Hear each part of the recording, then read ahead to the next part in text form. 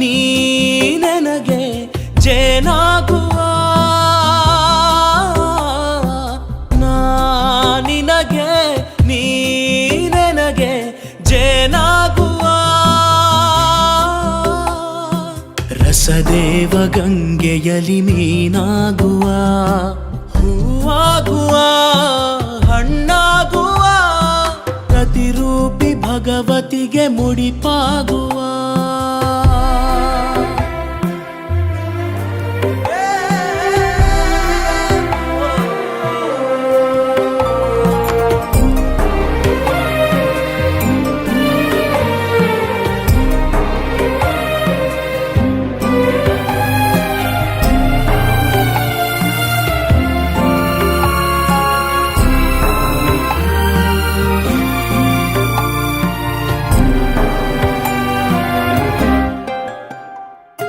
ಶಿವನೆನ್ನ ಸುಖಕ್ಕೆ ಸುಖಿ ಶಿವನಿನ್ನ ಸುಖಕ್ಕೆ ಸುಖಿ ಶಿವ ಶಿವೆಯರ ಸುಖವ ಸವಿವಖಿಲ ಲೋಕ ಸುಖಿ ಬಾಬಾರ ಬಾರ ಸಖಿ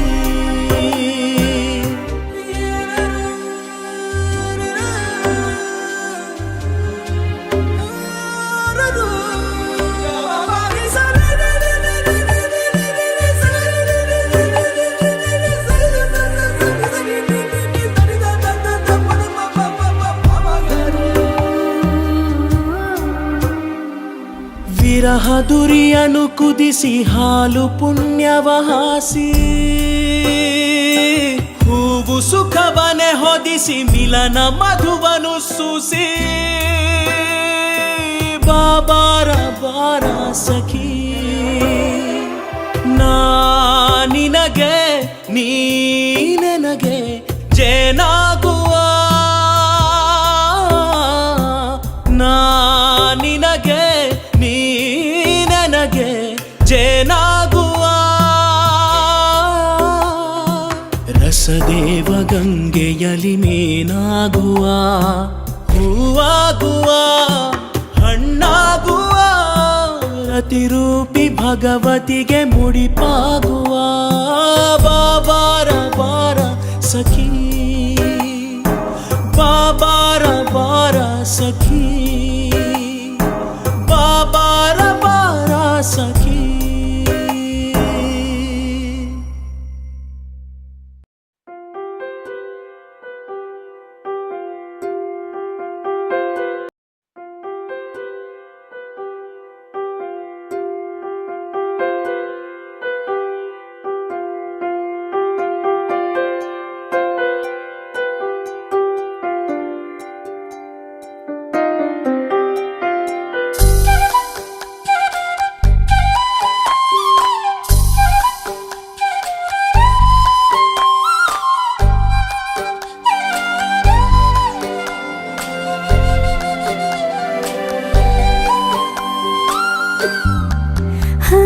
ತಂಗಾಳಿ ತೀಡಿ ನಂಗೇನು ಆಗಿದೆ ಹಂಗಾಗಿ ನಾನು ಒಂಚೂರು ಸರಿ ಹೋದೆ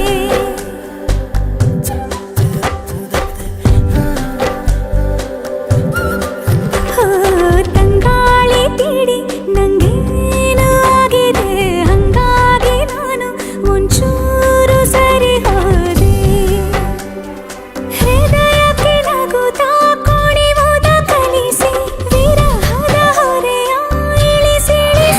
ಒಮ್ಮೆ ದೀರ್ಘವಾಗಿ ಉಸಿರು ತಗೊಳ್ತಾ ಸಂಪೂರ್ಣ ದೇಹನ ಟೈಟ್ ಮಾಡೋಣ.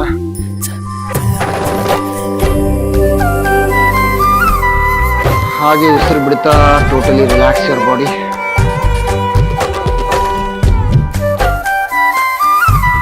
ಇನ್ನೊಮ್ಮೆ ದೀರ್ಘವಾಗಿ ನಿಧಾನವಾಗಿ ಉಸಿರನ್ನ ತಗೊಳ್ಳೋಣ. ಹಾಗೆ ಉಸಿರು ತಗೊಳ್ತಾ ಕೈ ಬೆರಳುಗಳನ್ನ ಕಾಲು ಬೆರಳುಗಳನ್ನ ಟೈಟ್ ಮಾಡೋಣ. ಮುಷ್ಟಿನ ಬುಗಿಯಾಗಿ ಕಟ್ಟೋಣ. ಸಂಪೂರ್ಣ ದೇಹದ ನರಗಳನ್ನ ಮಸಲ್ಸ್ಗಳನ್ನ ಫುಲ್ ಟೈಟ್ ಮಾಡಿ ಹೋಲ್ಡ್ ಯುವರ್ ಬ್ರೆತ್. ಹಂಗೆ ಟೈಟ್ ಮಾಡಿ ಹಿಡ್ಕೊಳ್ಳಿ. ಅಂತ ರಿಲ್ಯಾಕ್ಸ್ ಮಾಡ್ತಾ ಬೆರಳುಗಳನ್ನ ದೇಹನ ಸಡಿಲಗೊಳಿಸೋಣ.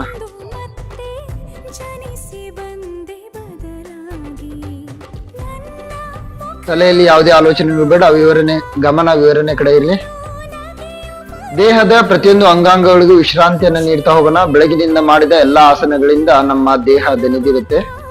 ಈ ದಣಿದಿರುವ ದೇಹಕ್ಕೆ ವಿಶ್ರಾಂತಿಯನ್ನು ನೀಡುವ ಆಸನ ಮೃತಾಸನ ಅಥವಾ ಶವಾಸನ. ಶವ ಅಂದ್ರೇನು, ಡೆಡ್ ಬಾಡಿ ಹೆಂಗಿರ್ತದಲ್ಲ ಹಂಗ ನಾನು ಯಾವ ಪಾರ್ಟ್ ಹೇಳ್ತೀನಿ ಅದನ್ನ ಮೇಲೆ ಮನಸ್ಸನ್ನ ಕೇಂದ್ರೀಕರಿಸಿ ಆ ಪಾರ್ಟ್ ಅನ್ನ ಡೆಡ್ ಪೊಸಿಷನ್ ಓದ್ಬಿಡ್ಬೇಕು. So dead position full relax ಆಗುತ್ತೆ ಅದಕ್ಕೆ. ಸೊ ನಮ್ಮ ಪಾದದ ಮೊದಲಿಗೆ ನಮ್ಮ ಗಮನವನ್ನ ಪಾದದ ಬೆರಳುಗಳ ಮೇಲೆ ತಗೊಂಡ್ ಬರೋಣ. ಪಾದದ ಬೆರಳುಗಳು, ಉಗುರಿನ ತುದಿ, ಪಾದದ ಮಣಿಕಟ್ಟುಗಳನ್ನ ಗಮನಿಸೋಣ. ಅಲ್ಲಿರೋ ಜಾಯಿಂಟ್ಸ್ ಗಳು ಹೆಂಗಿರ್ತದೆ ಅನ್ನೋದನ್ನ ಒಂದ್ಸರಿ ಊಹೆ ಮಾಡ್ಕೊಳ್ಳಿ.